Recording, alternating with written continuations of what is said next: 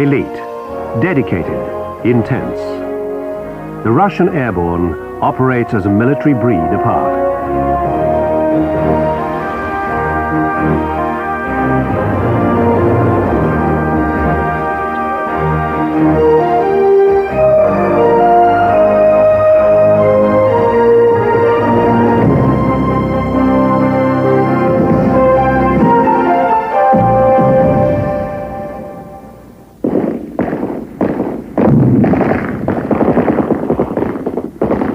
The Russian military draws from its best trained units, the Spetsnaz, or Special Purpose Forces, for the most difficult missions, often behind enemy lines.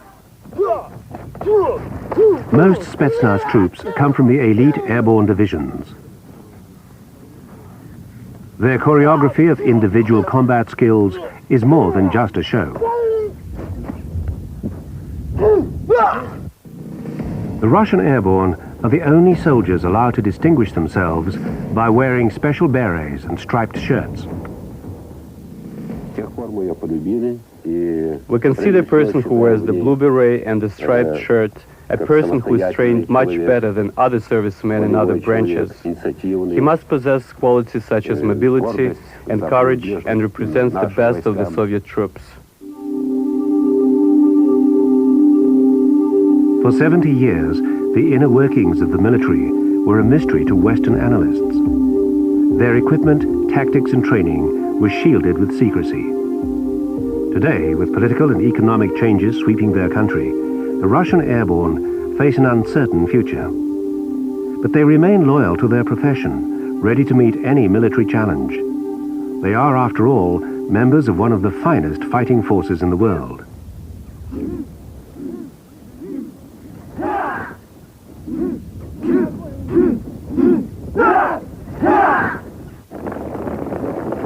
They're all volunteers, selected from the best recruits after first distinguishing themselves in basic training. Many of them started training well before their military service, in schoolboy cadet corps and by joining local parachute clubs. Even before my service, I learned from boys who served with the airborne forces that airborne forces are a very special kind of forces, very well trained, and I just wanted to try it myself. These men have always enjoyed prestige. Since the 60s, the Airbornes have been reporting directly to the Defense Department. In the days of the Soviet Union, its 8 divisions were the spearhead of the Soviet armed forces and the first to fight. Be it Czechoslovakia in 1968, Afghanistan in 79, or even the dangerous cleanup at Chernobyl in 86.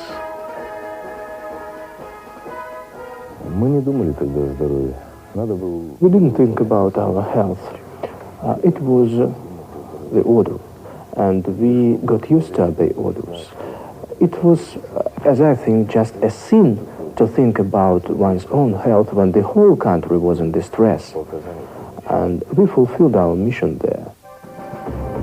Their speciality, rapid and massive deployment from the air, with enough men and vehicles to operate independent of the main battle force. Their objectives, critical targets like enemy airfields, strategic river crossings, communication centers, and nuclear facilities, well in advance of an invasion. Airborne forces are rapid and must operate quickly. Airborne forces have the material that allows them to operate in any terrain. Unlike other airborne forces, Russian airborne divisions are fully mechanized units. Each squad has an armored personnel carrier, allowing them to fire and maneuver while covering considerable ground. These fast-moving, all-terrain vehicles have enough firepower to engage enemy armor units and fortified positions without support and protect their crews from chemical attacks. Each vehicle carries a crew of 3 and 6 infantrymen armed with an array of firepower and night fighting devices. In one exercise, these crack troops were able to drop more than 150 fighting vehicles and 8,000 soldiers on a target in less than half an hour.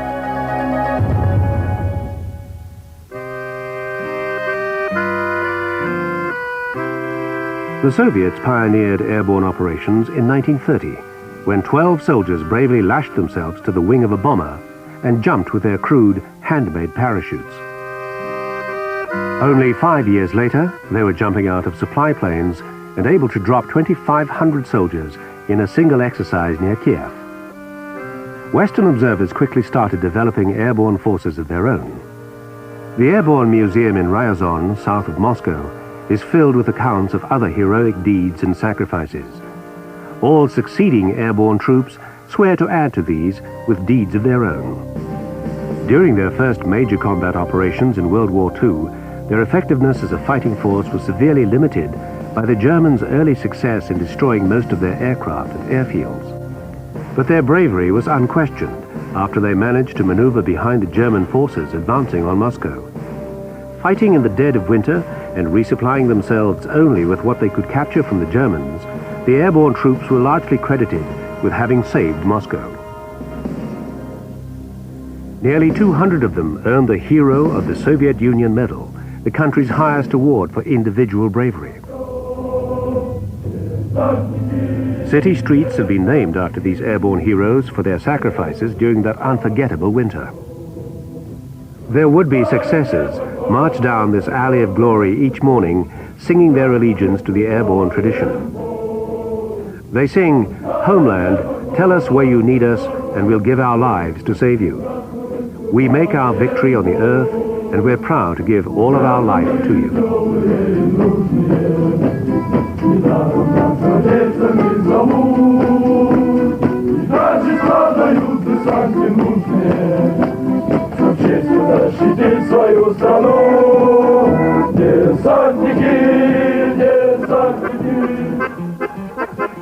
For centuries, the military fortress for the Russian Republic was located here in the historic city of Ryazan.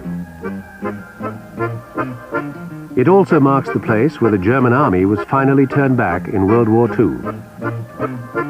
Since the days of the Tsar, various military academies here have produced many great officers, including those who led the Bolsheviks against the Tsar's army.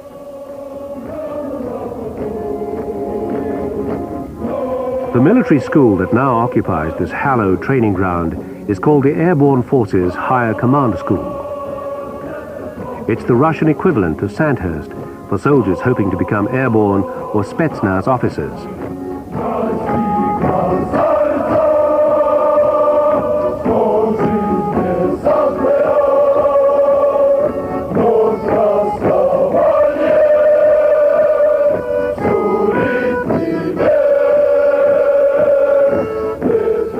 While other military academies have had trouble attracting qualified candidates, only 1 in 20 applicants is accepted by the Airborne School. Many of the chosen will drop out before they can complete the 4 years of intensive military, academic, and physical training. The school is commanded by General Albert Slyuzar, a hero of the Soviet Union who believes in absolute allegiance to the airborne. As compared with the younger generation, I think that we were brought in another way. We sacrificed our lives to the service in the army, and we had no other idea. We had no solid interest joining the army. So we were brought in this spirit. Dawn in the dead of winter. Future airborne officers begin their daily ritual of conditioning their spirit and bodies for the psychological and physical rigors of airborne life.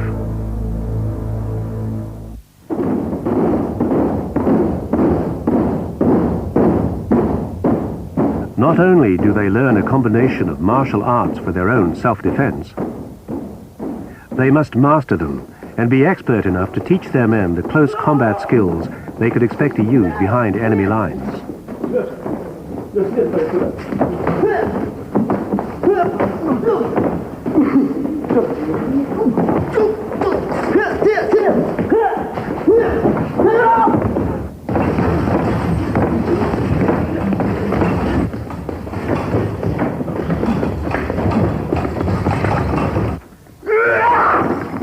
In addition to the skills needed to become an expert infantry soldier, airborne cadets must prepare themselves for their brief moment of flight with 70 pounds of equipment strapped to them. It was my dream to become a paratrooper, and I even can't imagine myself in any other unit.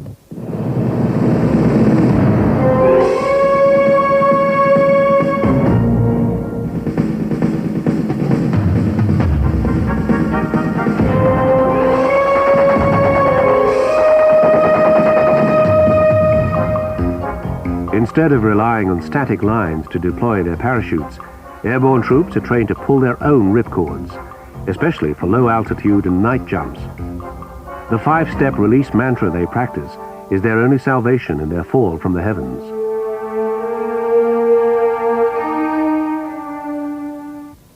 These rudimentary devices are used to prepare the cadets both for the sensation of freefall, if their main chute doesn't open at first, and for the more extreme disorientation of free-falling when riding inside their armored personnel carrier when it's airdropped.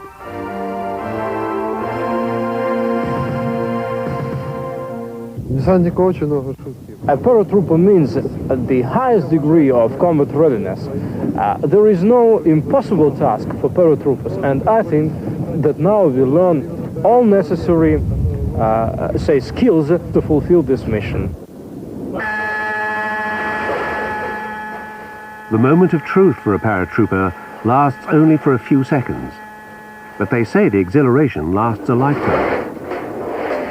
Even on these practice jumps from elaborate simulators, the airborne officer candidates seem to relish the rush of adrenaline before they must regain control of their bodies to retrieve their weapons and hit the ground shooting.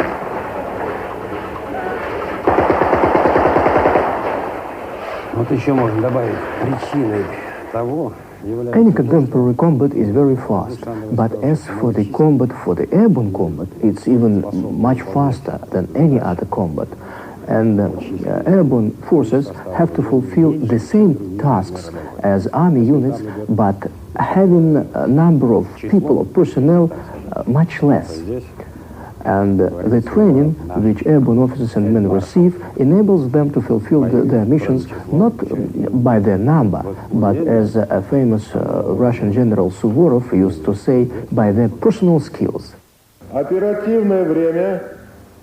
Airborne officers are taught to attack from the march and quickly adjust to unexpected changes in the combat situation. Much of the classroom curriculum is devoted to the tactical problem-solving these cadets will face as officers in the field. Wearing the helmets they would be wearing in their combat vehicles, the instructor radios changes in the basic situation and mechanically alters the situation board. Later, the cadets learn to use simulators to fire on targets and execute their battle command while engaging the enemy.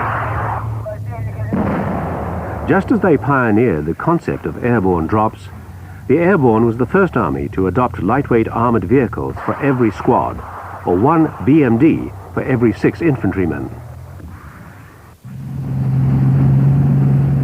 Moving at speeds up to 35 miles an hour, the BMDs are armed with a main gun, machine guns, and rocket launcher. They're a formidable weapon, as well as the primary offensive advantage of the airborne force. Every aspect of the training is marked by the instinctive aggressiveness and determination that have distinguished airborne forces over the years. For these training exercises, 50 miles from their main base, the cadets had to run here, carrying all of their gear and weapons. Tank killing exercises became deadly cat-and-mouse games as they practiced the dangerous game of stopping the enemy.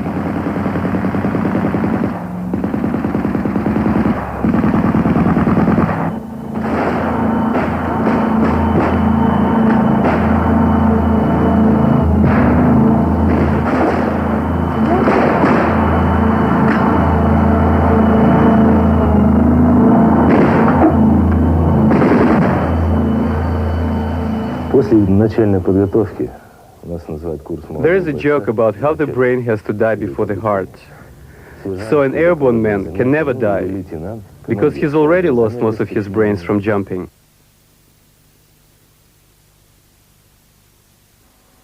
The first thing a stuntman learns, belief is everything. I've never been afraid of heights, ever. I guess I have a pretty healthy fear of death.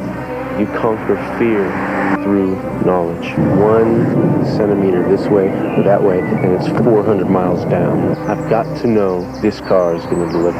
Control! I'm a control freak! When I ask it to do something, it responds.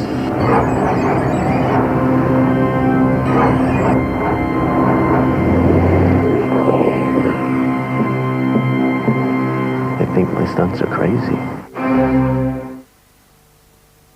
Birdseye have now given their golden potato slices a mature cheddar edge.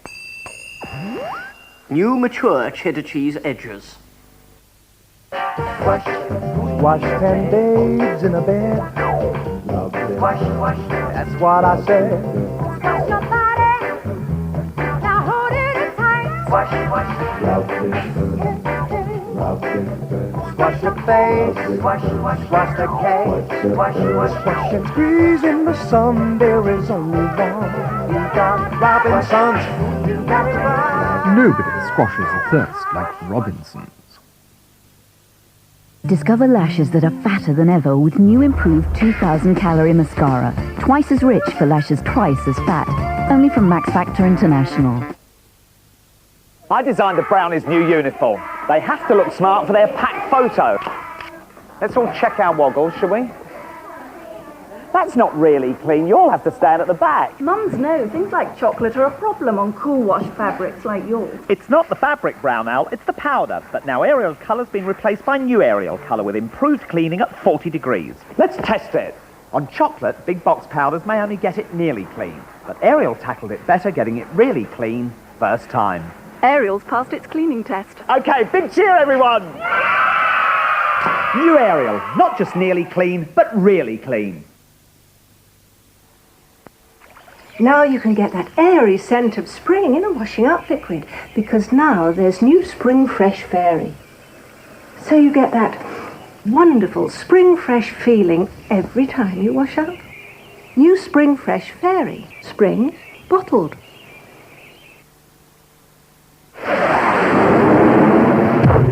Destination Discovery Magazine. For further information, telephone this hotline 0645 650 750.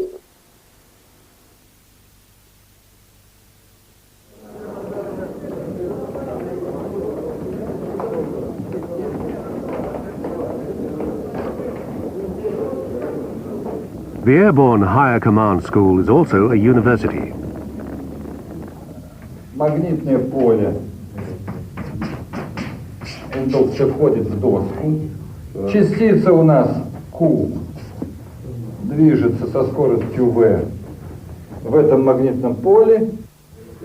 The courses focus on the sciences, languages, and engineering knowledge the cadets will need for their careers as professional soldiers. Командир первого парашютно-десантного взвода находится. Applied physics for the Airborne means learning how many parachutes it takes to drop an armored vehicle from 2,000 feet and still be able to drive it away. Товарищи курсанты, смонтировать вытяжную парашютную систему на первую перегородку, закрепить подставку под ствол, смонтировать передатчик. К работе приступить. It's also a place of higher military learning for foreign officers, mostly from states like Afghanistan and Guinea, with an historical relationship with the old Soviet Union. We see no enemy for us, because no enemy can withstand our thrust. And the second armed forces which are closest to us are US armed forces. In return for their 4 years of education, the cadets are expected to serve as officers for 20 years. If they drop out or get thrown out of school, they must go back to the army and finish their military commitment as regular soldiers. I think that the Airborne forces are the best forces in the Soviet army. They are lead part of the Soviet army, and they are most understanding, and the best people serve them. In any event, they're put through an exhaustive training program with an emphasis on conditioning and mental toughness.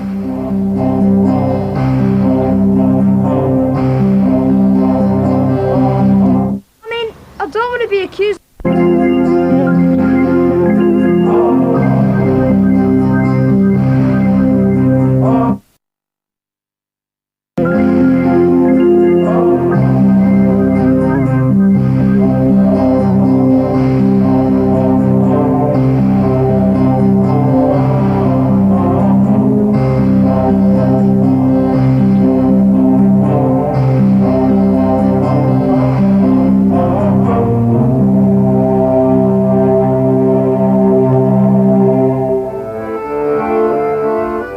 Despite their Spartan existence and non-stop training, there are more applicants for the Airborne School than any of the other military schools.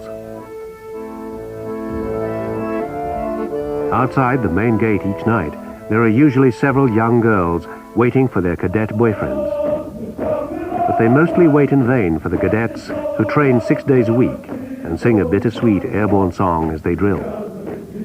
Sorry, beauty, we have our airborne life.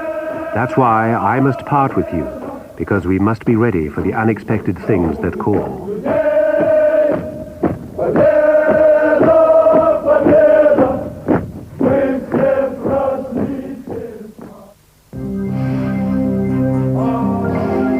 The 8 divisions that make up the airborne forces have long been the pride of the military here.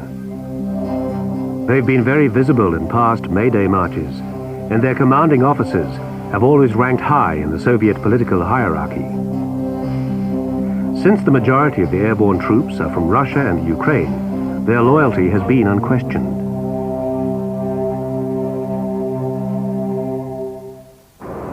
In the attempted coup of August 1991, the Soviet airborne forces were some of the first forces called into Moscow by Gorbachev supporters.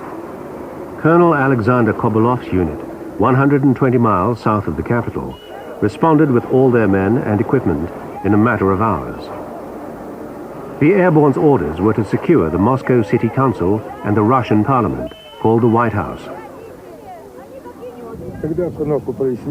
So when the situation became clearer, we realized that our main task is to prevent any bloodshed and not to undertake any action against our people. Our detachments, units, secured the White House and the Moscow City Council. Many Soviet watchers believe the Airborne's passive interpretation of their intervention orders and their ultimate role as peacekeepers was instrumental to the collapse of the coup. As with so many other military operations in times past, the Airborne led and the rest of the army followed. We considered the airborne forces the best trained part of the army, and that's true because the combat experience in Afghanistan proved to that.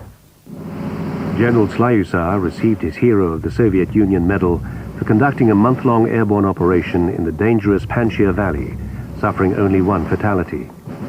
But he and other airborne officers are quick to admit the overall Soviet military failure in Afghanistan. We had our problems. We had some young guys not trained properly with new equipment. But for the most part, we were able to accomplish our mission. Like American forces after Vietnam, the Soviet Airborne restructured many of their units, introducing training and tactics based on their experiences in prolonged unconventional warfare. The changes included psychological training for the young officers who faced the most stress in combat operations. But in the new Russia, even the elite airborne forces haven't been able to escape the country's crippling economic situation.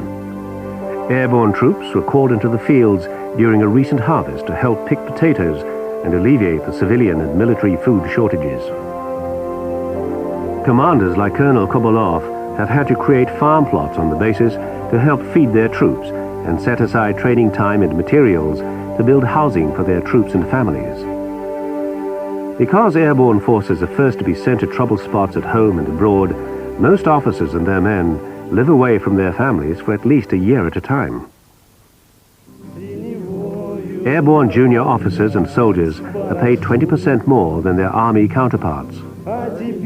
Prior to the recent economic crises, airborne officers welcomed the military cutbacks, hoping a smaller professional army might mean higher wages.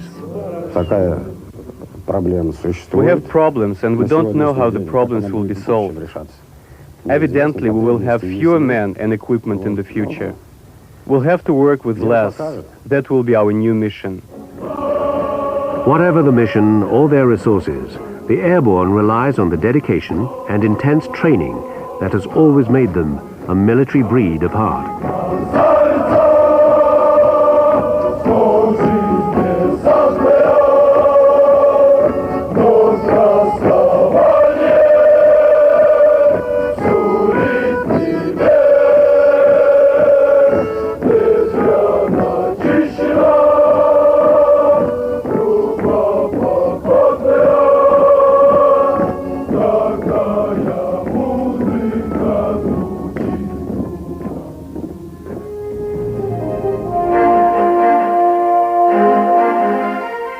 Next on the stack, fighting with the elite unit of the French army, the French Foreign Legion.